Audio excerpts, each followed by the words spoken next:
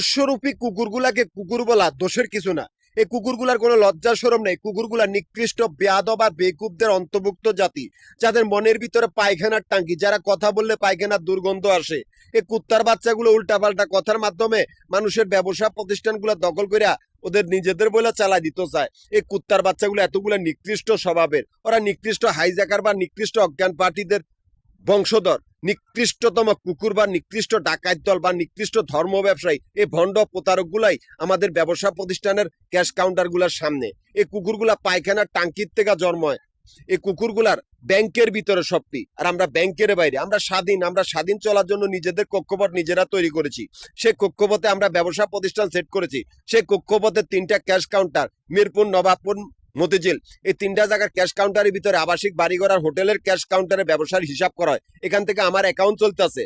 অথচ এই মাফিয়া গ্রুপের পায়খানার টাঙ্কির থেকে জন্ম নেওয়া কুত্তাগুলা আমার এই ক্যাশ কাউন্টার গুলার সামনে আস্তানা গাড়ছে ওরা আমাদের ব্যবসা প্রতিষ্ঠান দখল করার জন্য। এই মাফিয়া গ্রুপের পায়খানার টাঙ্কির থেকে জন্ম নেওয়া কুত্তার দলদের সর্দার আশিক চৌধুরী, যার আত্মীয় স্বজন গুলা সারা পৃথিবীর জঙ্গি সংগঠন আর সারা পৃথিবীর হাইজাকারের দল, সারা পৃথিবীর ডাকাত দল।